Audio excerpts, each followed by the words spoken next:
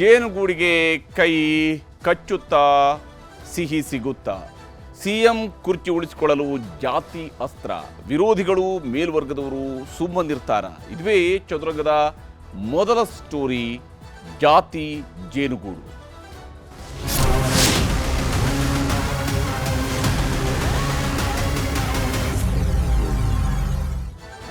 ಜೇನುಗೂಡಿಗೆ ಕೈ ಹಾಕಿದಾಗ ಎರಡು ಸಾಧ್ಯತೆಗಳು ಮಾತ್ರ ಇರ್ತವೆ. ಒಂದು, ಜೇನುಗೂಡಿಗೆ ಕೈ ಹಾಕಿದಾಗ ಜೇನಿನ ನೊಣಗಳು ಕಚ್ಚಬಹುದು. ಇಲ್ಲದೆ ಹೋದರೆ ಜೇನಿನ ನೊಣ ಕಚ್ಚೋದ್ರಿಂದ ತಪ್ಪಿಸ್ಕೊಂಡ್ರು ಅಂದರೆ ಜೇನಿನ ಸವಿಯನ್ನು ಸವಿಬಹುದು, ಜೇನು ತುಪ್ಪವನ್ನು ಸವಿಬಹುದು. ಇವೆರಡೇ ಆಯ್ಕೆ ಇರುವಂಥದ್ದು. ಈಗ ಜಾತಿ ಜೇನುಗೂಡಿಗೆ ಕೈ ಹಾಕುವಂತಹ ಕೆಲಸವನ್ನು ಕಾಂಗ್ರೆಸ್ ಮಾಡಿದೆ. ಕಡೆಗೂ ಜಾತಿ ಜೇನುಗೂಡಿಗೆ ಕೈ ಹಾಕಿದಂತಹ ಕಾಂಗ್ರೆಸ್ ಸರ್ಕಾರ ಸಚಿವ ಸಂಪುಟ ಸಭೆಯಲ್ಲಿ ಜಾತಿ ಗಣತಿಯನ್ನು ಮಂಡನೆ ಮಾಡಿದೆ. ಆ ವರದಿ ಮಂಡನೆ ಆಗಿದೆ. ಜಾತಿ ಗಣತಿಯ ವರದಿ ಬರೋಬ್ಬರಿ ಎಕ್ಸಾಕ್ಟ್ 10 ವರ್ಷಗಳ ನಂತರ ಏಪ್ರಿಲ್ 17ರಂದು ಇನ್ನೊಮ್ಮೆ ವಿಶೇಷ ಸಂಪುಟ ಸಭೆಯಲ್ಲಿ ಇದರ ಬಗ್ಗೆ ಚರ್ಚಿಸುವುದಕ್ಕೂ ಕೂಡ ತೀರ್ಮಾನವನ್ನು ಕೈಗೊಂಡಿದೆ. ಸರಿಯಾಗಿ 10 ವರ್ಷಗಳ ಹಿಂದೆ ಏಪ್ರಿಲ್ 11, 2015ರಂದು ಜಾತಿ ಗಣತಿಯ ಸಮೀಕ್ಷೆ ಆರಂಭ ಆಗಿತ್ತು. ಕರ್ನಾಟಕದಲ್ಲಿ ಜಾತಿ ಗಣತಿಯನ್ನು ಲಾಂಚ್ ಮಾಡಿರುವಂಥದ್ದು ಏಪ್ರಿಲ್ 11, 2015ರಂದು.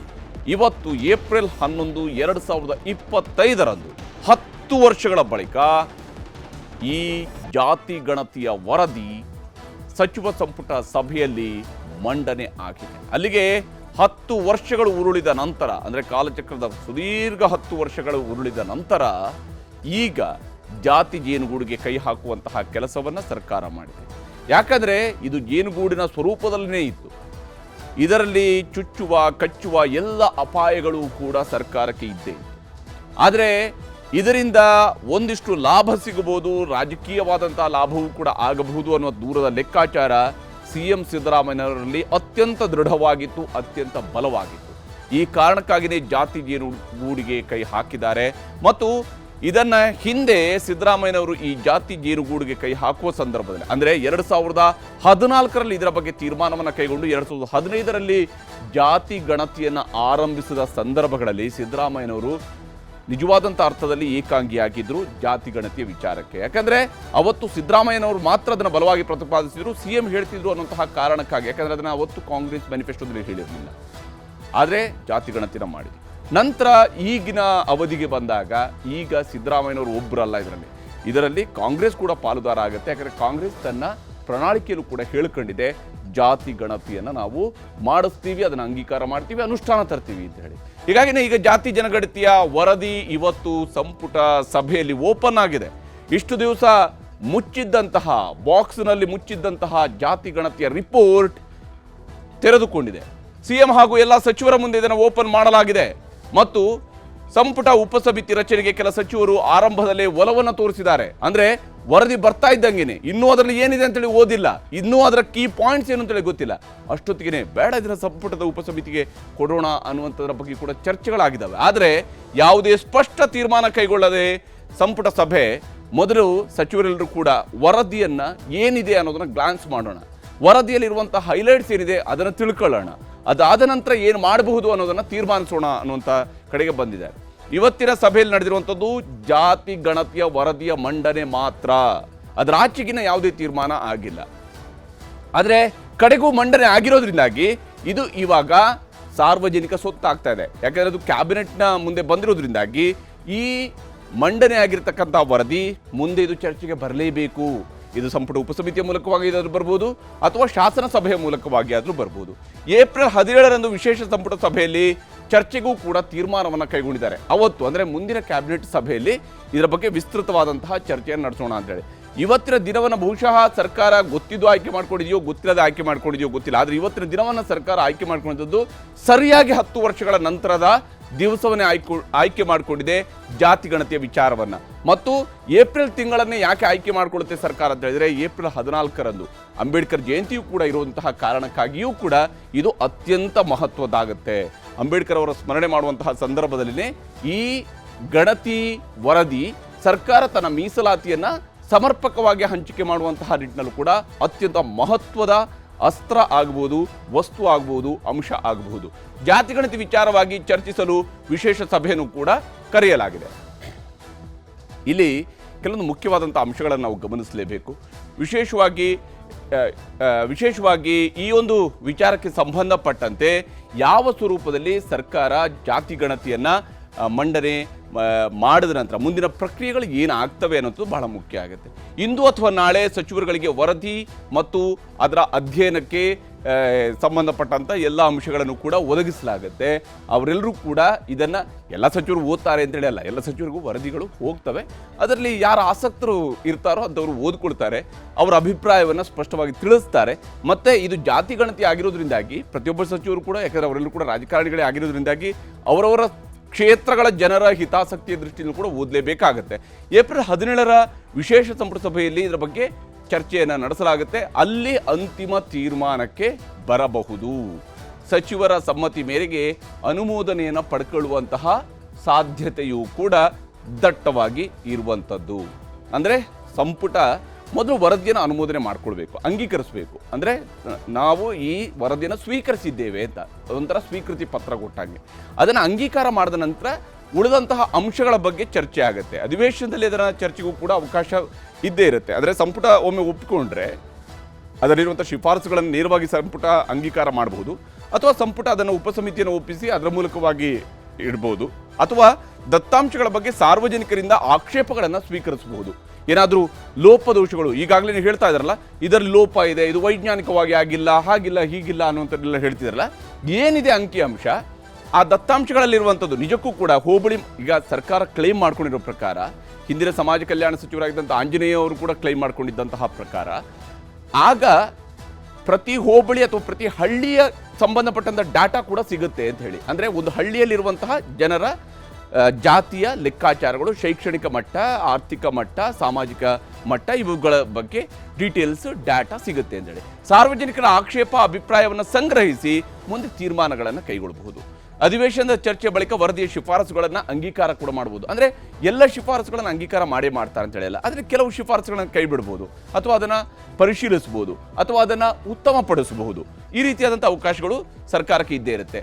ಇದಾದ ನಂತರ ರಾಜ್ಯಪಾಲರ ಅಂಕಿತವನ್ನು ಪಡ್ಕೊಂಡು ವರದಿಯ ಅನುಷ್ಠಾನವನ್ನು ಕೂಡ ಮಾಡಬಹುದು. ಯಾಕಂದರೆ ಈ ವರದಿಯಲ್ಲಿ ನಿರ್ದಿಷ್ಟವಾಗಿರ್ತಕ್ಕಂಥ ಕೆಲವೊಂದು ರೆಕಮೆಂಡೇಶನ್ಸ್ ಇರ್ತವೆ. ಆ ರೆಕಮೆಂಡೇಶನ್ಸನ್ನು ಅಂಗೀಕಾರ ಮಾಡಿ ಅದನ್ನು ಅಳವಡಿಸಬೇಕಾಗುತ್ತೆ. ಮೀಸಲಾತಿ, ಒಳ ಮೀಸಲಾತಿ ಹೆಚ್ಚಳಕ್ಕೂ ಕೂಡ ಇದು ಅನುಕೂಲ ಆಗಬಹುದು. ಈಗಾಗಲೇ ಒಕ್ಕಲಿಗ ಸಮುದಾಯದವರು ಇರ್ಬೋದು, ಲಿಂಗಾಯತ ಸಮುದಾಯದ ಇರ್ಬೋದು, ಅಥವಾ ಪಂಚಮಸಾಲಿ ಸಮುದಾಯದವರು ಇರ್ಬೋದು, ಹೀಗೆ ಬೇರೆ ಬೇರೆ ಸಮುದಾಯದವರು ತಮ್ಮ ಮೀಸಲಾತಿ ಹೆಚ್ಚಳಕ್ಕೆ ಆಗ್ರಹಿಸ್ತಾ ಇದ್ದಾರೆ. ಅವರ ಮೀಸಲಾತಿ ಹೆಚ್ಚಳಕ್ಕೂ ಕೂಡ ಇಂಥದ್ದೊಂದು ಅಧ್ಯಯನದ ವರದಿ ಬೇಕಿರುತ್ತೆ. ಅಹಿಂದ ಸಮುದಾಯದ ಅಭಿವೃದ್ಧಿಗೆ ಇದು ಪೂರಕ ಆಗುತ್ತೆ ಅನ್ನುವಂತಹ ಲೆಕ್ಕ ಇದೆ. ವಿಶೇಷವಾಗಿ ಅಲ್ಪಸಂಖ್ಯಾತರು, ಹಿಂದುಳಿದವರು ಮತ್ತು ದಲಿತ ಸಮುದಾಯಗಳ ಅಭಿವೃದ್ಧಿಗೂ ಕೂಡ ಇದು ಬಹಳ ಮುಖ್ಯ ಆಗುತ್ತೆ, ಬಹಳ ನೆರವಾಗುತ್ತೆ ಅನ್ನುವಂತಹ ಅಂಶವೂ ಕೂಡ ಇಲ್ಲಿ ಇದೆ. ಇದನ್ನು ಏನೋ ಕಾಂತರಾಜ್ ಅವರ ವರದಿ ಆಗಿದ್ರೂ ಕೂಡ, ಕಾಂತರಾಜ್ ಅವರ ಅವಧಿಯಲ್ಲಿ ಅಧ್ಯಯನ ನಡೆದಿದ್ರೂ ಕೂಡ ಅಂತಿಮವಾದಂತಹ ವರದಿಯನ್ನು ಕೊಟ್ಟಿರುವಂಥದ್ದು ಇದಕ್ಕೆ ಜಯಪ್ರಕಾಶ್ ಹೆಗಡೆ ಅವರು ಸಲ್ಲಿಕೆ ಮಾಡಿರ್ತಕ್ಕಂತಹ ವರದಿ ಈಗ ಮಂಡನೆ ಆಗಿದೆ. ಇಲ್ಲಿ ಕೆಲವೊಂದು ಬಹಳ ಮುಖ್ಯವಾಗಿರುವಂತಹ ಅಂಶವನ್ನು ನಾವು ಗಮನಿಸಬೇಕಾಗಿರೋದು, ನಾನು ಆಗಲೇ ಹೇಳಿದೆ, ಏಪ್ರಿಲ್ 11, 2015 ಸಮೀಕ್ಷೆಯನ್ನು ಆರಂಭಿಸಲಾಯಿತು. ಸಮೀಕ್ಷೆ ಶುರುವಾಗಿರುವಂಥದ್ದು ಏಪ್ರಿಲ್ 11, 2015, ಸರಿಯಾಗಿ 10 ವರ್ಷದ ನಂತರ ಇವತ್ತು ಮಂಡನೆ ಆಗಿದೆ. 1.33 ಲಕ್ಷದಷ್ಟು ಸರ್ಕಾರಿ ನೌಕರರು, ವಿಶೇಷವಾಗಿ ಟೀಚರ್ಸ್ ಇದರಲ್ಲಿ ಭಾಗಿಯಾಗಿದ್ದರು. ಸಮೀಕ್ಷೆಯನ್ನು ನಡೆಸುವುದರಲ್ಲಿ ಕರ್ನಾಟಕದ ಆರ್ಥಿಕ, ಸಾಮಾಜಿಕ ಮತ್ತು ಶೈಕ್ಷಣಿಕ ಸಮೀಕ್ಷೆ ಅಂತೇಳಿ ಅದನ್ನು ಕರೆಯಲಾಯಿತು. ಈ ಒಟ್ಟು ಸಮೀಕ್ಷೆಗೆ ಸರಿಸುಮಾರು 160 ಕೋಟಿ ರೂಪಾಯಿಗಳವರೆಗೆ ಖರ್ಚು ಮಾಡಲಾಗಿದೆ ಸರ್ಕಾರ ಕಾಲದಿಂದ ಕಾಲಕ್ಕೆ. 15ರಲ್ಲಿ ಶುರು ಮಾಡಿರುವಂಥ 16ರಲ್ಲಿ ವರದಿಯನ್ನು ಕೊಡಬೇಕು ಅನ್ನುವಂಥ ಉದ್ದೇಶ ಇದ್ದರೂ ಕೂಡ 16ರಲ್ಲಿ ಒಂದು ವರದಿ ಲೀಕ್ ಆಯಿತೇ ಹೊರತು, ಲೀಕ್ ಆಗಿರುವಂಥೇನು ಜಾತಿಯ ಲೆಕ್ಕಾಚಾರದ ಅಂಶಗಳು ಲೀಕ್ ಆಯಿತು ಹೊರತು ಇಡೀ ವಿಚಾರಗಳು ಬರಲಿಲ್ಲ. ಒಟ್ಟು 5.98 ಕೋಟಿ ಜನರನ್ನು ಈ ಸಮೀಕ್ಷೆಯಲ್ಲಿ ಮಾತನಾಡಿಸಲಾಗಿದೆ. ಅಂದರೆ ಅವರ ಮಾಹಿತಿಯನ್ನು ಸಂಗ್ರಹಿಸಲಾಗಿದೆ. ಇದನ್ನು 5.9 ಕೋಟಿ ಜನರ ಸಂಖ್ಯೆಯಲ್ಲಿ ಒಂದು ಅಂಶವನ್ನು ನಾವು ಗಮನಿಸಬೇಕು. 2011ರಲ್ಲಿ ಕರ್ನಾಟಕದಲ್ಲಿ ಇದ್ದಂತಹ ಜನಸಂಖ್ಯೆ 6,10,00,000ಕ್ಕೂ ಹೆಚ್ಚು.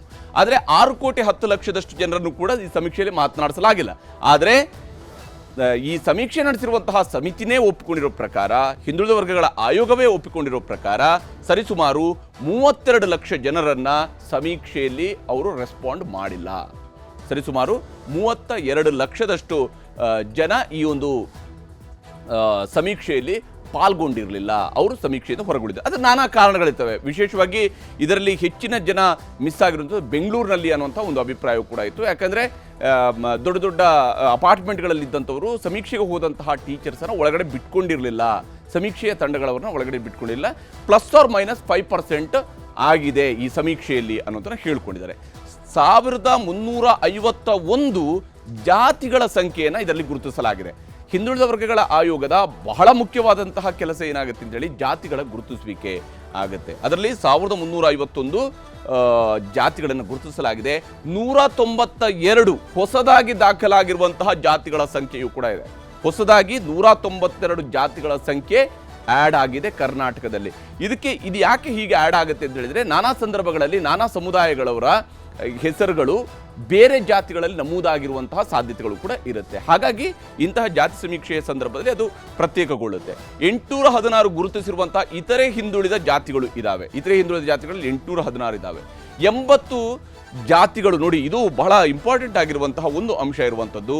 80 ಜಾತಿಗಳಲ್ಲಿ ಕೇವಲ 10ಕ್ಕಿಂತ ಕಡಿಮೆ ಜನಸಂಖ್ಯೆ ಇರುವಂತಹ ಜಾತಿಗಳಿದ್ದಾವೆ. 80ರಷ್ಟು ಜಾತಿಗಳಲ್ಲಿ ಕೇವಲ 10 ಜನ ಕೂಡ ಮಾತ್ರ ಇರುವಂತಹ ಜಾತಿಗಳು ಕೂಡ ಇದ್ದಾವೆ. ಅದು ಆ ಐಡೆಂಟಿಫಿಕೇಶನ್ ನಾನಾ ಕಾರಣಗಳು ಕೂಡ ಇರ್ಬೋದು. ಇದರ ಬಗ್ಗೆಯೂ ಕೂಡ ಚರ್ಚೆ ಆಗುತ್ತೆ ಮುಂದಿನ ದಿವಸಗಳು, ಯಾವ ಕಾರಣಕ್ಕಾಗಿ ಅಂತೇಳಿ. ಆದರೆ ಕೆಲವು ನಿರ್ದಿಷ್ಟ ಸಮುದಾಯ, ವಿಶೇಷವಾಗಿ ಕೊಡಗಿನಲ್ಲಿರುವಂತಹ ಸಮುದಾಯ ಒಂದರಲ್ಲೂ ಕೂಡ ತೀರಾ ಬೆರಳೆಣಿಕೆಯಷ್ಟು ಜಾತಿಗಳ ಜನ ಇದ್ದಾರೆ ಅನ್ನುವಂಥದ್ರ ಬಗ್ಗೆ ಹಿಂದೆಯೂ ಕೂಡ ಆಯೋಗ ಹೇಳಿತ್ತು. ಅದು ಈ ವರದಿಯಲ್ಲಿ ರಿಫ್ಲೆಕ್ಟ್ ಆಗಿರುತ್ತೆ.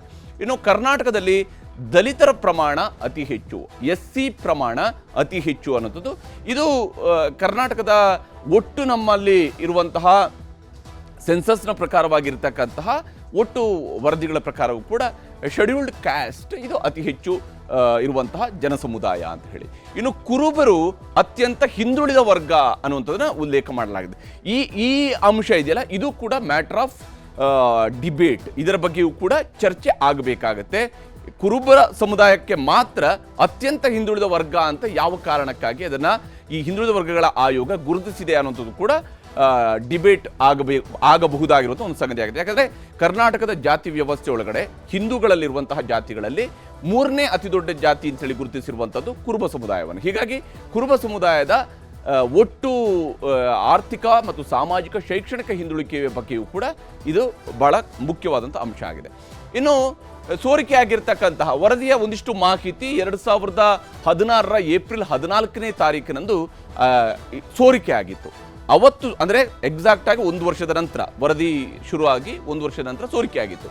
ಆಗ ಸೋರಿಕೆಯಾದಂತಹ ವರದಿಯ ಮಾಹಿತಿಯ ಪ್ರಕಾರ 1.08 ಕೋಟಿಯಷ್ಟು ಜನ ಶೆಡ್ಯೂಲ್ಡ್ ಕಾಸ್ಟ್ ಇದ್ದಾರೆ ಅಂತ ಹೇಳಿ, ಪರಿಶಿಷ್ಟ ಜಾತಿಯವರು, ಅನುಸೂಚಿತ ಜಾತಿಯವರು 18% ಅಷ್ಟು ಜನ ಕರ್ನಾಟಕದ ಒಟ್ಟು ಜನಸಂಖ್ಯೆಯಲ್ಲಿ ಇದ್ದಾರೆ ಅಂತ ಹೇಳಿ. ಮುಸಲ್ಮಾನರ ಸಂಖ್ಯೆ 75 ಲಕ್ಷ ಇದೆ ಅಂತ ಹೇಳುವಂಥದ್ದು ಇದರಲ್ಲಿ ಐಡೆಂಟಿಫೈ ಆಗಿರ್ತಕ್ಕಂಥ ಬಹಳ ಮುಖ್ಯವಾಗಿರ್ತಕ್ಕಂಥ ಇನ್ನೊಂದು ಫ್ಯಾಕ್ಟ್. ಇದರ ಬಗ್ಗೆ ನಾನು ಮತ್ತೆ ನಿಮಗೆ ಕೆಲವೊಂದು ವಿವರವನ್ನು ಕೂಡ ಹೇಳ್ತೀನಿ. ಅದು ಕೂಡ ನಾವಿಲ್ಲಿ ಕಂಪೇರ್ ಮಾಡಬೇಕಾಗುತ್ತೆ. ಲಿಂಗಾಯತ ಸಮುದಾಯ ಇದು ಬಹಳ ಮುಖ್ಯವಾಗಿರುವಂಥದ್ದು. ಅರ್ಧದಷ್ಟು ಕಡಿಮೆ ಆಗಿದೆ ಅಂತ ಹೇಳಿ ಲಿಂಗಾಯತ ಸಮುದಾಯ ಕ್ಲೈಮ್ ಮಾಡ್ಕೊಳ್ಳೋದಕ್ಕೆ ಕಾರಣ ಅಂದರೆ, ಲಿಂಗಾಯತ ಸಮುದಾಯ ಈಗಲೂ ಕೂಡ ಕರ್ನಾಟಕದಲ್ಲಿ ಹೇಳ್ಕೊಳ್ತಾ ಇರೋದು ನಮ್ಮದು 18%ನಷ್ಟು ಪಾಪ್ಯುಲೇಷನ್, ಕನಿಷ್ಠ 18% ಪಾಪ್ಯುಲೇಷನ್ ಇದೆ, 18ರಿಂದ 20%ವರೆಗೆ ಪಾಪ್ಯುಲೇಷನ್ ಇದೆ ಅಂತೇಳಿ ಲಿಂಗಾಯತ ಸಮುದಾಯ ಕ್ಲೈಮ್ ಮಾಡ್ಕೊಳ್ಳುತ್ತೆ. ಆದರೆ ಈ ವರದಿಯ ಪ್ರಕಾರ 65 ಲಕ್ಷ ಮಾತ್ರ ಲಿಂಗಾಯತರಿದ್ದಾರೆ. ಅವರು 9.8ರಷ್ಟು ಮಾತ್ರ ಜನಸಂಖ್ಯೆ ಒಳಗೊಳ್ಳುತ್ತೆ ಅಂತ ಹೇಳಿ. ಒಕ್ಕಲಿಗ ಸಮುದಾಯ ತನ್ನನ್ನು ತಾನು ನಂಬರ್ 2 ಪೊಸಿಷನ್ನಲ್ಲಿ ಇಟ್ಕೊಂಡು ಪ್ರತಿ ಬಾರಿ ಒಕ್ಕಲಿಗ ಸಮುದಾಯದವರು ನಮ್ಮದು 13ರಿಂದ 14%ನಷ್ಟು ಜನಸಂಖ್ಯೆ, ಕರ್ನಾಟಕದ ಒಟ್ಟು ಜನಸಂಖ್ಯೆ 13ರಿಂದ 14% ಜನಸಂಖ್ಯೆ ಇದೆ ಅಂತ ಹೇಳ್ತಾರೆ. ಆದರೆ ಈ ಜಾತಿ ಸಮೀಕ್ಷೆಯ ಪ್ರಕಾರವಾಗಿ, ಗಣತಿಯ ಪ್ರಕಾರವಾಗಿ 8.16% ಮತ್ತು 49 ಲಕ್ಷದಷ್ಟು ಮಾತ್ರ ಒಕ್ಕಲಿಗರಿದ್ದಾರೆ ಅನ್ನೋಂಥದ್ದು ಹೇಳ್ತಾ ಇರುವಂಥದ್ದು. ಕುರುಬ ಸಮುದಾಯ ಒನ್ಸ್ ಅಗೇನ್ ಹಿಂದೂಗಳ ಸಮುದಾಯವಾರು ಶೆಡ್ಯೂಲ್ಡ್ ಕ್ಯಾಸ್ಟ್ ಮತ್ತು ಶೆಡ್ಯೂಲ್ಡ್ ಟ್ರೈಬನ್ನು ಪಕ್ಕಕ್ಕಿಟ್ಟು ನಾವು ನೋಡಿದಾಗ ಕುರುಬ ಸಮುದಾಯ 3ನೇ ಸ್ಥಾನದಲ್ಲಿ ಬರುತ್ತೆ. 45 ಲಕ್ಷ, 7.1%ನಷ್ಟು ಅವರ ಜಾತಿಯ ಜನರಿದ್ದಾರೆ. ST ಶೆಡ್ಯೂಲ್ಡ್ ಟ್ರೈಬ್ ಅವರು 42 ಲಕ್ಷದಷ್ಟು ಜನರಿದ್ದಾರೆ, 7%ನಷ್ಟು ಒಟ್ಟು ಜನಸಮುದಾಯ STಗಳದ್ದು ಇದೆ ಕರ್ನಾಟಕದಲ್ಲಿ ಅಂತೇಳಿ. ಇನ್ನು ಉಳಿದಂತೆ ಬೇರೆ ಬೇರೆ ಸಮುದಾಯಗಳಿಗೆ ಸಂಬಂಧಪಟ್ಟ ಅಂದರೆ ಇದು SC 1.08 ಕೋಟಿ, ಮುಸ್ಲಿಂ 75 ಲಕ್ಷ, ಲಿಂಗಾಯತ 65 ಲಕ್ಷ, ಕುರುಬ 45 ಲಕ್ಷ, ST 42 ಲಕ್ಷ, ಒಕ್ಕಲಿಗರದ್ದು 49 ಲಕ್ಷ. ಇಲ್ಲಿ ಲಿಂಗಾಯತ ಮತ್ತು ಒಕ್ಕಲಿಗ ಸಮುದಾಯಗಳು ವಿಶೇಷವಾಗಿ ಇದನ್ನು ತೀವ್ರ ವಿರೋಧವನ್ನು ವ್ಯಕ್ತಪಡಿಸಿದ್ದೇವೆ. ಅದರ ಕಾರಣವನ್ನು ಕೂಡ ನಿಮಗೆ ಹೇಳ್ತೀನಿ. ಇಲ್ಲಿ ಇನ್ನೊಂದು ಅಂಶವನ್ನು ನಾವು ಗಮನಿಸಬೇಕು. ಹಿಂದುಳಿದ ವರ್ಗಗಳಲ್ಲಿರ್ತಕ್ಕಂತಹ ಬೇರೆ ಬೇರೆ ಸಮುದಾಯಗಳಿಗೆ ಸಂಬಂಧಪಟ್ಟ ಹಿಂದುಳಿದ ಜಾತಿಗಳಲ್ಲಿರ್ತಕ್ಕಂತಹ ಬೇರೆ ಬೇರೆ ಜಾತಿಗಳನ್ನು ನಾವು ಹೇಳಬೇಕು. ಹಿಂದುಳಿದ ವರ್ಗದಲ್ಲಿ ಬರುವಂಥದ್ದು ಇವೆಲ್ಲವೂ ಕೂಡ 15 ಲಕ್ಷದಷ್ಟು ಈಡಿಗರಿದ್ದಾರೆ. ವಿಶ್ವಕರ್ಮ ಸಮುದಾಯದವರ ಜನಸಂಖ್ಯೆಯು ಕೂಡ 15 ಲಕ್ಷದಷ್ಟಿದೆ. ಬೆಸ್ತರ ಸಂಖ್ಯೆ 15 ಲಕ್ಷದಷ್ಟಿದೆ. ಬ್ರಾಹ್ಮಣರ ಸಂಖ್ಯೆ 14 ಲಕ್ಷದಷ್ಟು ಬ್ರಾಹ್ಮಣರಿದ್ದಾರೆ ಕರ್ನಾಟಕದಲ್ಲಿ ಒಟ್ಟು ಜನಸಂಖ್ಯೆಯಲ್ಲಿ. ಗೊಲ್ಲ ಸಮುದಾಯ ಅಥವಾ ಯಾದವ ಸಮುದಾಯದವರು 10 ಲಕ್ಷದಷ್ಟು ಜನ ಇದ್ದಾರೆ. ಮಡಿವಾಳ ಸಮುದಾಯದವರು 6 ಲಕ್ಷದಷ್ಟು ಜನ ಇದ್ದಾರೆ ಅನ್ನುವಂಥದ್ದು. ಅರೆ ಅಲೆಮಾರಿಯವರು 6 ಲಕ್ಷ ಜನ ಇದ್ದರೆ ಕುಂಬಾರ ಸಮುದಾಯದವರು 5 ಲಕ್ಷದಷ್ಟು ಜನ ಇದ್ದಾರೆ ಅನ್ನುವಂಥದ್ದು. ಹಾಗೆಯೇ ಸವಿತಾ ಸಮಾಜದವ್ರದ್ದು 5 ಲಕ್ಷದಷ್ಟು ಜನರಿದ್ದಾರೆ ಅನ್ನುವಂಥದ್ದು ಕೂಡ ಇಲ್ಲಿದೆ. ಹೀಗೆ ಬೇರೆ ಬೇರೆ ಸಮುದಾಯಗಳ ಒಟ್ಟು ಲೆಕ್ಕಾಚಾರವನ್ನು ಈ ರೀತಿಯಾಗಿ, ಇದು ಸೋರಿಕೆ ಆಗಿರ್ತಕ್ಕಂಥ ಮಾಹಿತಿ, ಎಕ್ಸಾಕ್ಟ್ ಮಾಹಿತಿ ಗೊತ್ತಿಲ್ಲ. ಯಾಕಂದರೆ ಇದು ರೌಂಡ್ ಫಿಗರ್ಗಳಲ್ಲಿ ಇದೆ. ಎಕ್ಸಾಕ್ಟ್ ಯಾವುದೇ ಜಾತಿ ಕೂಡ ರೌಂಡ್ ಫಿಗರಲ್ಲಿರಲ್ಲ. ಅಲ್ಲೊಂದು ಒಟ್ಟು ಎಷ್ಟು ಲಕ್ಷದ, ಎಷ್ಟು ಸಾವಿರದ, ಎಷ್ಟು 100 ಜನ ಇದ್ದಾರೆ ಅನ್ನೋಂಥದ್ದು ಗೊತ್ತಾಗುತ್ತೆ. ಇಲ್ಲಿ ಇನ್ನೊಂದು ಬಹಳ ಮುಖ್ಯವಾಗಿ ಗಮನಿಸಬೇಕಾಗಿರೋದು ಸಿದ್ದರಾಮಯ್ಯನವರು ಮತ್ತು ಇದರಲ್ಲಿರುವಂತಹ ಪ್ರಬಲ ಪೈಪೋಟಿಯ ವಿಚಾರಗಳು. ಅದಕ್ಕೆ ಮುಂಚಿತವಾಗಿ 2011ರ ಜನಗಣತಿಯ ಲೆಕ್ಕವನ್ನು ನಾವು ನೋಡಬೇಕು. 2011ರ ಜನಗಣತಿಯ ಲೆಕ್ಕ ಹೇಗಿತ್ತು ಅನ್ನುವಂಥದ್ದು. ಯಾಕೆ ಇದನ್ನು ಹೇಳೋದು ಅಂದರೆ 2011ರಲ್ಲಿ ಕರ್ನಾಟಕದ ಜನಸಂಖ್ಯೆ ಮತ್ತು 2015ರಲ್ಲಿ ಗಣತಿ ಮಾಡಿದಾಗ ಅಥವಾ ಸಮೀಕ್ಷೆ ನಡೆಸಿದಾಗ ಸಿಕ್ಕಂತಹ ಜನಸಂಖ್ಯೆ ನಾವು ಕಂಪೇರ್ ಮಾಡಿ ನೋಡಬೇಕು. ವೆದರ್ ಜಾತಿ ಗಣತಿಯಲ್ಲಿ ಕಂಪ್ಲೀಟ್ ಆಗಿ ಎಲ್ಲವನ್ನು ಕೂಡ ಗಾಳಿಗೆ ತೂರಲಾಗಿದೆಯಾ ಅಥವಾ ಅದೇನಾದರೂ ಸ್ವಲ್ಪನಾದರೂ ಸತ್ಯಕ್ಕೆ ಹತ್ತಿರ ಇರುವಂಗೆ ಗೋಚರಿಸ್ತಾ ಇದೆಯಾ ಅನ್ನೋದನ್ನು ಕೂಡ ನಾವು ಗಮನಿಸಬೇಕು. 2011ರಲ್ಲಿ ನಡೆದಂಥ ಸಾರ್ವತ್ರಿಕ ಜನಗಣತಿಯಲ್ಲಿ ಕರ್ನಾಟಕದ ಒಟ್ಟು ಜನಸಂಖ್ಯೆ 6,10,95,297 ಮಂದಿ. ಅಂದರೆ ಇದು ಒಟ್ಟು ಜನಸಂಖ್ಯೆ ಕರ್ನಾಟಕದ ರೆಕಾರ್ಡ್ ಆಗಿರುವಂಥ ಸೆನ್ಸಸ್ ಪ್ರಕಾರವಾಗಿ. ಇಲ್ಲೂ ಕೂಡ ±2% ಇದ್ದೇ ಇರುತ್ತೆ ಯಾವತ್ತೂ ಕೂಡ, ಯಾವುದೇ ಜನಸಂಖ್ಯೆಗೆ ಜನಗಣತಿಗೆ ಸಂಬಂಧಪಟ್ಟಂತೆ ಕೂಡ. ಇಲ್ಲಿ ಇದಕ್ಕೆ ಕಂಪೇರ್ ಮಾಡಿದಾಗ ಕ್ಯಾಶ್ ಸೆನ್ಸಸ್ ಅಲ್ಲಿ ಆಗಿರುವಂಥದ್ದು 5.98 ಕೋಟಿಯಷ್ಟು ಜನರ ಗಣತಿ ಮಾತ್ರ. ಅಂದರೆ ಅಲ್ಲೇ ಅವರು ಹೇಳಿದ್ದಾರೆ 32 ಲಕ್ಷ ಜನದಷ್ಟು ಜನ ಇದರಲ್ಲಿ ಬಿಟ್ಟು ಹೋಗಿದ್ದಾರೆ ಅಂತೇಳಿ. 2011ರಲ್ಲಿ ಹಿಂದೂಗಳ ಜನಸಂಖ್ಯೆ, ಅಂದರೆ ಅಲ್ಲಿ ರಿಲಿಜನ್ ವೈಸ್ ಧರ್ಮದ ಆಧಾರದಲ್ಲಿ ನಾವು ನೋಡಿದಾಗ ಹಿಂದೂಗಳ ಜನಸಂಖ್ಯೆ 5,13,17,472 ಜನರಿದ್ದರೆ ಮುಸಲ್ಮಾನರ ಜನಸಂಖ್ಯೆ 2011ರಲ್ಲಿ ಕರ್ನಾಟಕದಲ್ಲಿದ್ದಂತಹ ಮುಸಲ್ಮಾನರ ಜನಸಂಖ್ಯೆ 78,93,065. ಸೋರಿಕೆ ಆಗಿರುವಂತಹ ಮಾಹಿತಿಯ ಪ್ರಕಾರ, ಆಗಲೇ ಹೇಳಿದೆ ಸೋರಿಕೆ ಆಗಿರುವ ಮಾಹಿತಿ ಎಕ್ಸಾಕ್ಟ್ ನಂಬರ್ ಅಲ್ಲ, ಸೋರಿಕೆ ಆಗಿರುವಂತಹ ಮಾಹಿತಿ ಪ್ರಕಾರ ಕೂಡ 75 ಲಕ್ಷದಷ್ಟು ಮುಸಲ್ಮಾನರು ಇದ್ದಾರೆ ಅನ್ನುವಂಥದ್ದನ್ನು ಹೇಳುತ್ತೆ. ಅದನ್ನು 2011ರ ಜನಗಣತಿ ಕೂಡ ದೃಢೀಕರಿಸುತ್ತೆ. ಇನ್ನು ಕ್ರಿಶ್ಚಿಯನ್ನರ ಜನಸಂಖ್ಯೆ 2011ರಲ್ಲಿ ಇದ್ದಂಥದ್ದು 11,42,647 ಮಂದಿಯಷ್ಟು ಕ್ರಿಶ್ಚಿಯನ್ನರಿದ್ದರು ಅಂತೇಳಿ. ಜನಗಣತಿಯಲ್ಲಿ ಸೆನ್ಸಸ್ನಲ್ಲಿ, ಜನರಲ್ ಸೆನ್ಸಸ್ನಲ್ಲಿ ನಮ್ಮಲ್ಲಿ ಶೆಡ್ಯೂಲ್ಡ್ ಕ್ಯಾಸ್ಟ್ ಮತ್ತು ಶೆಡ್ಯೂಲ್ಡ್ ಟ್ರೈಬ್ ಇವರ ಜನಸಂಖ್ಯೆಯು ಕೂಡ ಸ್ಪಷ್ಟವಾಗಿ ನಮೂದಾಗುತ್ತೆ. ಅದರ ಪ್ರಕಾರವಾಗಿ ಹೋದಾಗ ರಾಜ್ಯದಲ್ಲಿ ಪರಿಶಿಷ್ಟ ಜಾತಿ ಜನಸಂಖ್ಯೆ 1,04,74,992 ಮಂದಿ ಇದ್ರು ಅಂತೇಳಿ. ಅಂದರೆ ಇದು ನಮಗೆ ಬಹಳ ಮುಖ್ಯವಾಗಿ ಯಾಕೆ ಅಂತ ಹೇಳಿದ್ರೆ, ಇಲ್ಲಿ SC ಸಮುದಾಯದ ಜನಸಂಖ್ಯೆ ಸೋರಿಕೆ ಆಗಿರೋ ಮಾಹಿತಿ ಪ್ರಕಾರ ಕೂಡ 1,08,00,000 ಅಂದರೆ 3 ವರ್ಷದಲ್ಲಿ ಏರಿಕೆ ಆಗಿರಲೂಬಹುದು ಅನ್ನುವಂಥದ್ದು. ಅಥವಾ ಅವರೆಲ್ಲರೂ ಕೂಡ ಈ ಸಮೀಕ್ಷೆಗೆ ಬಂದಾಗ ಕರೆಕ್ಟಾಗಿ ರೆಸ್ಪಾಂಡ್ ಮಾಡಿದ ಕಾರಣದಿಂದಾಗಿ ಅವರ ಜನಸಂಖ್ಯೆ ಕರೆಕ್ಟಾಗಿ ನಮೂದಾಗಿರಲೂಬಹುದು. Subject to debate. ಪರಿಶಿಷ್ಟ ಪಂಗಡದ ಜನಸಂಖ್ಯೆ 42,48,947. ಸೋರಿಕೆ ಆಗಿರುವಂತಹ ಮಾಹಿತಿ ಪ್ರಕಾರ ಕೂಡ ಸುಮಾರು 45 ಲಕ್ಷದಷ್ಟು ಜನ ಇದ್ದಾರೆ ಅಂತ ತಿಳ್ಕೊಂಡು ಆಲ್ಮೋಸ್ಟ್ ಹತ್ರಕ್ಕೆ ಗೋಚರಿಸಿದೆ. ಅಂದರೆ ಸೆನ್ಸಸ್ನಲ್ಲಿ ಬಂದಿರುವಂತಹ ಜನಸಂಖ್ಯೆಗೂ, ಜನರಲ್ ಸೆನ್ಸಸ್ನಲ್ಲಿ ಬಂದಿರುವಂತಹ ಜನಸಂಖ್ಯೆಗೂ ಸೋರಿಕೆ ಆಗಿರ್ತಕ್ಕಂಥ ಮಾಹಿತಿಯಲ್ಲಿರುವಂತಹ ಜನಸಂಖ್ಯೆಯ ಒಟ್ಟು ಜಾತಿಗಳ ಸಂಖ್ಯೆಯ ಲೆಕ್ಕಕ್ಕೂ ಒಂದು ಹತ್ತಿರದ ಲೆಕ್ಕ ಗೋಚರಿಸ್ತಾ ಇದೆ. ಹೀಗಾಗಿ ತೀರಾ ಸಮೀಕ್ಷೆನೇ ಸರಿಯಾಗಿಲ್ಲ ಅಂತ ಹೇಳುವಂಥದ್ದು ಎಷ್ಟರ ಮಟ್ಟಿಗೆ ಸರಿ ಅನ್ನುವ ಪ್ರಶ್ನೆ ಉದ್ಭವ ಆಗುತ್ತೆ. ಎರಡು ದೊಡ್ಡ ಸಮುದಾಯಗಳು ವಿರೋಧ ಮಾಡ್ತಾ ಇರುವಂಥ ಕಾರಣಕ್ಕಾಗಿ ಇಲ್ಲಿ ಸಿದ್ದರಾಮಯ್ಯನವರ ಜಾತಿ ಅಸ್ತ್ರ ಮತ್ತು ಅದಕ್ಕೆ ಇರುವಂತಹ ಪ್ರಬಲ ವಿರೋಧ ಅಥವಾ ಪೈಪೋಟಿಗಳನ್ನು ನಾವು ನೋಡಬೇಕು. CM ಕುರ್ಚಿಯನ್ನು ಭದ್ರಕ್ಕಾಗಿ ಇದರ ಪ್ಲಾನನ್ನು ಮಾಡ್ಕೊಂಡಿದ್ದಾರೆ ಅಂತೇಳಿ. ಆದರೆ ಪಕ್ಷ ಮತ್ತು ಸಂಪುಟದಲ್ಲೇ ಕೆಲವರ ವಿರೋಧವೂ ಕೂಡ ಇಲ್ಲಿ ಇದ್ದೇ ಇದೆ.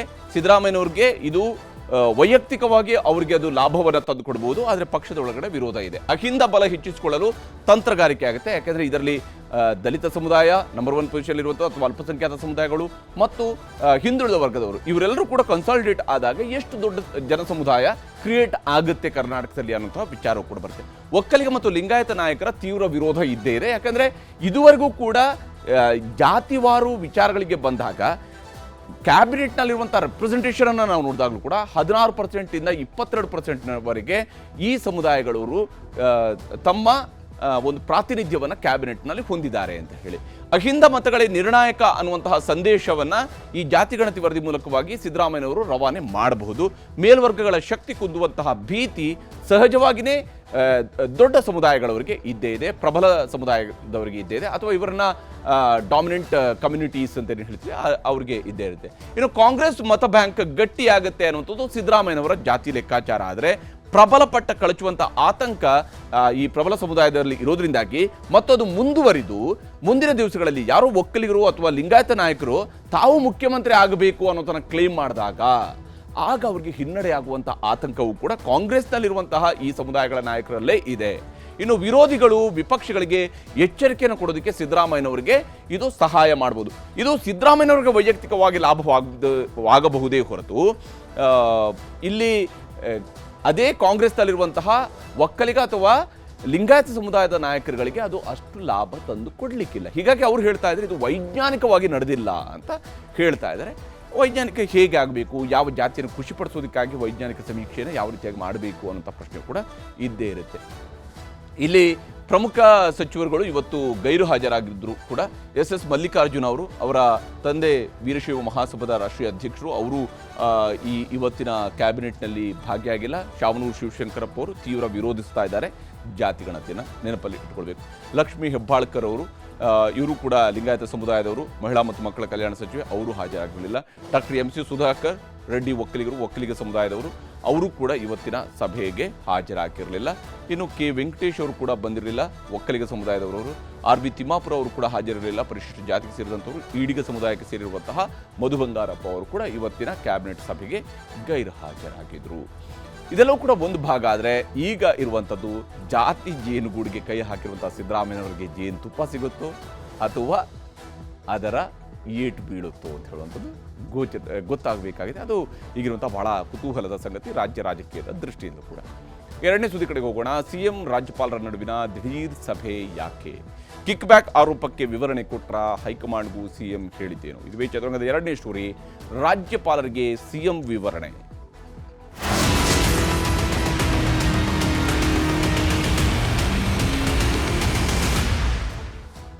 ಮುಖ್ಯಮಂತ್ರಿ ಸಿದ್ದರಾಮಯ್ಯನವರ ವಿರುದ್ಧ ಮೂಡಾದಲ್ಲಿ ಅಕ್ರಮ ಎಸಗಿದ್ದಾರೆ ಅನ್ನುವಂತಹ ದೂರು ಜುಲೈ ತಿಂಗಳಿನ 26ನೇ ತಾರೀಕಿನಂದು ಅಥವಾ 27ನೇ ತಾರೀಕಿನಂದು 2024ರಲ್ಲಿ ರಾಜ್ಯಪಾಲರ ಕೈಗೆ ಸೇರಿದಾಗ ಬೆಳಗ್ಗೆ ಬಂದಂತಹ ಆ ದೂರನ್ನು ಸಂಜೆಯ ಹೊತ್ತಿಗೆ ಡಿಸ್ಪೋಸ್ ಮಾಡಿ ಮುಖ್ಯಮಂತ್ರಿಯವರಿಗೆ ಶೋಕಾಸ್ ನೋಟಿಸ್ ಕೊಟ್ಟರು ಅನ್ನುವಂತಹ ಆರೋಪವನ್ನು ಮುಂದೆ ಕಾಂಗ್ರೆಸ್ನವರು ಬಹಳ ದೊಡ್ಡ ಮಟ್ಟದಲ್ಲಿ ಮಾಡ್ತಾ ಬಂದಿದ್ರು. ಅದರಿಂದ ಎಚ್ಚೆತ್ತುಕೊಂಡು ಅಥವಾ ನಿಜಕ್ಕೂ ತಾವೇನು ತಪ್ಪು ಮಾಡಿಲ್ಲ ಅನ್ನುವಂತಹ ವಿವರಣೆಯನ್ನು ಕೊಡುವಂಥ ಉದ್ದೇಶದಿಂದ ಮುಖ್ಯಮಂತ್ರಿ ಸಿದ್ದರಾಮಯ್ಯನವರು ಅವರಿಗೆ ಗಣಿ ನವೀಕರಣದಲ್ಲೂ ಕೂಡ ಅಕ್ರಮ ಎಸಗಿದ್ದಾರೆ ಅನ್ನುವಂತಹ ದೂರು ರಾಜ್ಯಪಾಲರಿಗೆ ಹೋಗಿರುವಂತಹ ಸಂದರ್ಭದಲ್ಲೇ ರಾಜ್ಯಪಾಲರನ್ನ ಭೇಟಿಯಾಗಿ ವಿವರಣೆ ಕೊಟ್ಟು ಬಂದಿದ್ದಾರೆ ಅನ್ನುವಂತಹ ಮಾಹಿತಿ ಇದೆ. ಗಣಿ ನವೀಕರಣದಲ್ಲಿ CM ವಿರುದ್ಧ ಕಿಕ್ ಬ್ಯಾಕ್ನ ಆರೋಪ ಇರುವಂಥದ್ದು. ಇಲ್ಲಿ ಮುಖ್ಯಮಂತ್ರಿ ಸಿದ್ದರಾಮಯ್ಯನವರ ವಿರುದ್ಧ ಇರುವಂತಹ ಆಪಾದನೆ ಗಣಿ ಗುತ್ತಿಗೆಯ ನವೀಕರಣಕ್ಕಾಗಿ ಕಿಕ್ ಬ್ಯಾಕ್ ಪಡೆದಿದ್ದಾರೆ. 500 ಕೋಟಿ ರೂಪಾಯಿವರೆಗೆ ಕಿಕ್ ಬ್ಯಾಕ್ ಪಡೆದಿದ್ದಾರೆ ಅಂತ ಹೇಳ್ಕೊಂಡು ರಾಜ್ಯಪಾಲರಿಗೆ ದೂರನ್ನು ಕೊಟ್ಟಿದ್ದಾರೆ. ಇದರ ಬಗ್ಗೆ ಈಗ ರಾಜ್ಯಪಾಲರಿಗೆ ಮುಖ್ಯಮಂತ್ರಿ ಸಿದ್ದರಾಮಯ್ಯನವರು ವಿವರಣೆಯನ್ನು ಕೊಟ್ಟಿದ್ದಾರೆ. ರಾಜ್ಯ ರಾಜಕಾರಣದ ಬೆಳವಣಿಗೆಗಳ ಬಗ್ಗೆಯೂ ಕೂಡ ಅವರು ವಿವರಣೆಯನ್ನು ಮತ್ತು ಸ್ಪಷ್ಟನೆಯನ್ನು ಕೊಟ್ಟು ಬಂದಿದ್ದಾರೆ. ಏನೇನಾಗಿದೆ, ಯಾವ ಸ್ವರೂಪದಲ್ಲಾಗಿದೆ, ಯಾವ ಕಾರಣಕ್ಕಾಗಿ ತಮ್ಮ ವಿರುದ್ಧ ಇಂಥದ್ದೊಂದು ಆರೋಪ ಬಂದಿದೆ ಅನ್ನೋದ್ರ ಬಗ್ಗೆ ಮುಖ್ಯಮಂತ್ರಿ ಸಿದ್ದರಾಮಯ್ಯನವರು ವಿವರಣೆಯನ್ನು ಕೊಟ್ಟಿದ್ದಾರೆ, ಸ್ಪಷ್ಟನೆಯನ್ನು ಕೊಡುವಂತಹ ಕೆಲಸವನ್ನು ಮಾಡಿದ್ದಾರೆ ಅನ್ನುವಂತಹ ಮಾಹಿತಿ ಇದೆ. ಯಾಕಂದರೆ ನಿನ್ನೆ ದಿಢೀರ್ ಅಂತೇಳಿ ಮುಖ್ಯಮಂತ್ರಿ ಸಿದ್ದರಾಮಯ್ಯನವರು ರಾಜ್ಯಪಾಲರನ್ನ ಭೇಟಿಯಾಗಿದ್ರು. ರಾಜಭವನಕ್ಕೆ ತೆರಳಿ ರಾಜ್ಯಪಾಲರನ್ನ ಭೇಟಿಯಾಗಿದ್ರು. ಮುಖ್ಯಮಂತ್ರಿ ಸಿದ್ದರಾಮಯ್ಯ ವಿರುದ್ಧ ಮತ್ತೊಂದು ಆರೋಪ ಕೇಳಿ ಬಂದಿತ್ತು. ವಿಶೇಷವಾಗಿ ಗಣಿ ಕಂಪನಿಗಳ ಗುತ್ತಿಗೆ ನವೀಕರಣಕ್ಕೆ 8 ಗಣಿ ಕಂಪನಿಗಳ ಗುತ್ತಿಗೆ ನವೀಕರಣಕ್ಕೆ ಸರಿಸುಮಾರು 500 ಕೋಟಿ ರೂಪಾಯಿಯಷ್ಟು ಕಿಕ್ ಬ್ಯಾಕ್ ಪಡೆದಂತಹ ಆರೋಪ ಇತ್ತು. 500 ಕೋಟಿ ಕಿಕ್ ಬ್ಯಾಕ್ ಆರೋಪ ಬಂದಂತಹ ಸಂದರ್ಭದಲ್ಲೇ ಮುಖ್ಯಮಂತ್ರಿ ಸಿದ್ದರಾಮಯ್ಯನವರು ಇದು ಮತ್ತಿನ್ನೊಂದಷ್ಟು ಕಾನೂನು ಸಮರಕ್ಕೆ ಬೇಡ ಅಂತೇಳಿ ಅಲರ್ಟ್ ಆಗಿದ್ದಾರೆ. ನಿನ್ನೆ ದಿಢೀರನೆ ಗವರ್ನರ್ ಗೆಹ್ಲೋಟ್ ಅವರನ್ನ ಭೇಟಿ ಮಾಡಿ ಮುಖ್ಯಮಂತ್ರಿಯವರು ಮಾತುಕತೆಯನ್ನು ನಡೆಸಿದ್ದಾರೆ. ಸುಮಾರು 1 ಗಂಟೆಯ ಕಾಲ ಗವರ್ನರ್ ಜೊತೆಗೆ ಸಿಎಂ ಸಿದ್ದರಾಮಯ್ಯನವರ ಚರ್ಚೆ ನಡೆದಿದೆ. ಆ ಡ್ಯೂರೇಷನ್ ನೋಡಿದಾಗಲೇ ವಿಚಾರ ಗಂಭೀರ ಇದೆ ಅಂತೇಳಿ ಗೊತ್ತಾಗುತ್ತೆ. ಗಣಿ ಕಂಪನಿಗಳ ನವೀಕರಣದ ಬಗ್ಗೆ ವಿವರಣೆಯನ್ನು ಮುಖ್ಯಮಂತ್ರಿ ಸಿದ್ದರಾಮಯ್ಯನವರು ಕೊಟ್ಟಿದ್ದಾರೆ ಗವರ್ನರ್ ಗೆಹ್ಲೋಟ್ ಅವರಿಗೆ. ಕಾನೂನು ಇತಿಮಿತಿಯೊಳಗೆ ನವೀಕರಣ ಅಂತ ವಿವರಣೆಯನ್ನು ನೀಡಲಾಗಿದೆ. ಕಾನೂನಿನ ಇತಿಮಿತಿಯೊಳಗೆ ನವೀಕರಣ ಅಂತ ವಿವರಣೆಯನ್ನು ನೀಡಿರುವಂಥದ್ದು. ನನ್ನ ವಿರುದ್ಧ ಅಪಪ್ರಚಾರ ಮಾಡಲಾಗ್ತಿದೆ ಅನ್ನುವಂತಹ ಸ್ಪಷ್ಟೀಕರಣವನ್ನು ಸಿದ್ದರಾಮಯ್ಯನವರು ಆಲ್ರೆಡಿ ಸೋಷಿಯಲ್ ಮೀಡಿಯಾದಲ್ಲೂ ಕೂಡ ಕೊಟ್ಟಿದ್ದಾರೆ. ಇದನ್ನು ರಾಜ್ಯಪಾಲರಿಗೂ ಕೂಡ ಕೊಟ್ಟು ಬಂದಿದ್ದಾರೆ. ದುಷ್ಟಶಕ್ತಿಗಳು ರಾಜಭವನವನ್ನು ತಪ್ಪು ದಾರಿಗೆ ಇಳಿತಾ ಇದ್ದಾವೆ. 2015ಕ್ಕಿಂತ ಮೊದಲು ಅಸ್ತಿತ್ವದಲ್ಲಿದ್ದದ್ದು MMDR 1957 ಆ ಕಾಯ್ದೆ ಇತ್ತು.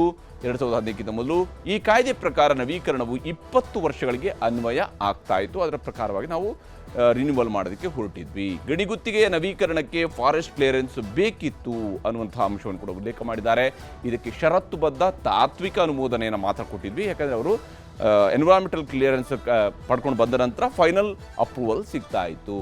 ಆದರೆ 2015 ಜನವರಿ 12ರಂದು MMDR ಕಾಯ್ದೆಗೆ ತಿದ್ದುಪಡಿ ಆಗುತ್ತೆ.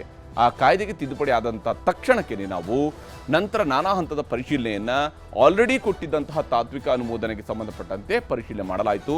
2015 ಫೆಬ್ರವರಿ 9ರಂದು 8 ಕಂಪನಿಗಳ ತಾತ್ವಿಕ ಅನುಮತಿಯನ್ನು ರದ್ದು ಮಾಡಿದ್ದೆವು ಅನ್ನೋದನ್ನು ಕೂಡ ಸಿದ್ದರಾಮಯ್ಯವರು ಹೇಳಿದ್ದಾರೆ. ತಿದ್ದುಪಡಿ ಕಾಯ್ದೆಯಂತೆ ಕ್ರಮ ವಹಿಸಲು ಸೂಚಿಸಲಾಯಿತು ಅಂತ ಹೇಳಿದ್ದಾರೆ.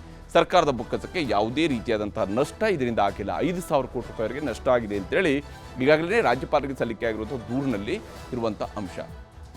ಇದಾದ ನಂತರ ಯಾವಾಗ ಗವರ್ನರ್ನ ಭೇಟಿ ಆದರೂ ಈ ವಿಚಾರ ತಿಳಿದಿದ್ದಂಗೆ ಹೈಕಮಾಂಡ್ನವರು ಕೂಡ ಸಿದ್ದರಾಮಯ್ಯನವರಿಗೆ ಕರೆ ಮಾಡಿ ಕೇಳಿದ್ದಾರೆ. ಯಾವ ಕಾರಣಕ್ಕಾಗಿ ರಾಜ್ಯಪಾಲರ ಜೊತೆಗೆ ಮಾತುಕತೆಯನ್ನು ನಡೆಸಬೇಕಾದಂಥ ಅವಶ್ಯಕತೆ ಇತ್ತು ಅಂತೇಳಿ. ಗವರ್ನರ್ ಭೇಟಿ ಬಳಿಕ ಕೇಂದ್ರ ವರಿಷ್ಠರಿಂದ ಸಿಎಂಗೆ ದೂರವಾಣಿ ಕರೆ ಬಂದಿತ್ತು. ಈ ಸಂದರ್ಭದಲ್ಲಿ ಸಿಎಂ ಜೊತೆಗೆ ರಣದೀಪ್ ಸುರ್ಜೇವಾಲಾ ಮತ್ತು ಕೆಸಿ ವೇಣುಗೋಪಾಲ್ ಅವರು ಚರ್ಚೆ ನಡೆಸಿದ್ದಾರೆ. ಕಿಕ್ ಬ್ಯಾಕ್ ಆರೋಪ ಮತ್ತು ರಾಜ್ಯಪಾಲರ ಜೊತೆಗಿನ ಚರ್ಚೆಯ ಬಗ್ಗೆ ಮಾಹಿತಿಯನ್ನು ನೀಡಿದ್ದಾರೆ. ಕಿಕ್ ಬ್ಯಾಕ್ ಕೇವಲ ರಾಜಕೀಯ ಪ್ರೇರಿತ ಆರೋಪ ಅನ್ನುವಂತಹ ವಿವರಣೆಯನ್ನು ಹೈಕಮಾಂಡ್ ನಾಯಕರಿಗೂ ಕೂಡ ಸಿದ್ದರಾಮಯ್ಯನವರು ಮನದಟ್ಟು ಮಾಡಿಕೊಡುವಂತಹ ಕೆಲಸ ಮಾಡಿದ್ದಾರೆ.